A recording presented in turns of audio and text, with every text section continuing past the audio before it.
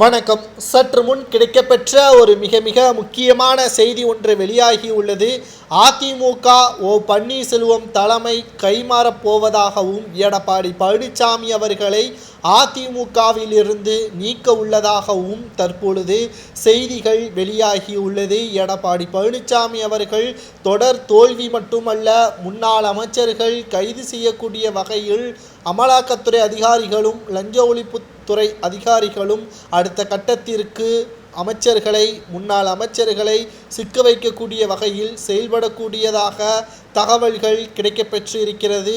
ஆட்சி அதிகாரங்கள் கையில் இருக்கும் வரை அமைச்சர்களாக இருந்த வேலுமணி, தங்கமணி, ஜெயக்குமார் அவர்கள் அனைவருமே ஆட்டம் போட்டார்கள்.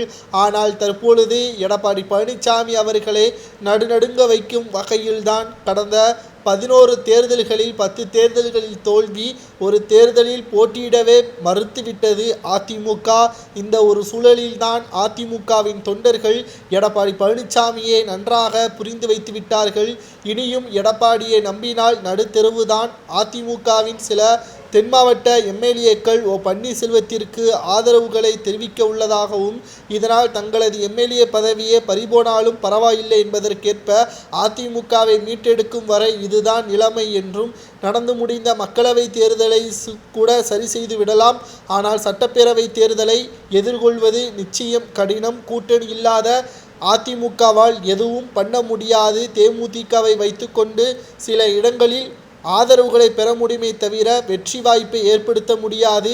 எதிரியை வீழ்த்துவதற்கு சரியான கட்டமைப்பும் பலமும் இருந்தால் மட்டும்தான் அதிமுக வெற்றியடைய முடியும் என்பதை தற்பொழுது தெளிவாக எடப்பாடி பழனிசாமி அவர்களிடம் தெரிவித்திருக்கிறார்கள் தென் மாவட்ட எம்எல்ஏக்கள். இதனால் பன்னீர்செல்வம் அவர்களுக்கு மகிழ்ச்சி ஏற்பட்டிருப்பதாகவும், அதிமுகவின் தலைமை மாறக்கூடிய வகையில் டிசம்பர் மாதத்தின் இறுதிக்குள் பன்னீர்செல்வம் அவர்கள் அதிமுகவின் தலைமை ஏற்பார் என்ற தகவல் தற்பொழுது கிடைக்கப்பெற்று இருக்கிறது.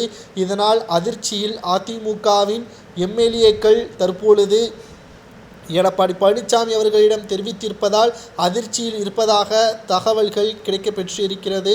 அனைத்து இந்திய அண்ணா திராவிட முன்னேற்ற கழகம் பன்னீர்செல்வம் அவர்கள் கையில் சென்றால் அதிமுக 2026 சட்டமன்ற தேர்தலில் வெற்றி அடையுமா என்பதை கமெண்ட் வாயிலாக கூறுங்கள்.